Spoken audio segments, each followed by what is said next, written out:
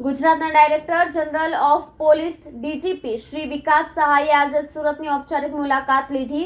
આ દરમિયાન તેમણે સુરત પોલીસ કમિશનરની કચેરી અને સીસીટીવી કંટ્રોલ રૂમનું નિરીક્ષણ કર્યું। સાથે જ પોલીસ અધિકારીઓ સાથે સુરક્ષા અને કાયદા વ્યવસ્થા વિષયક ચર્ચાઓ કરી હતી।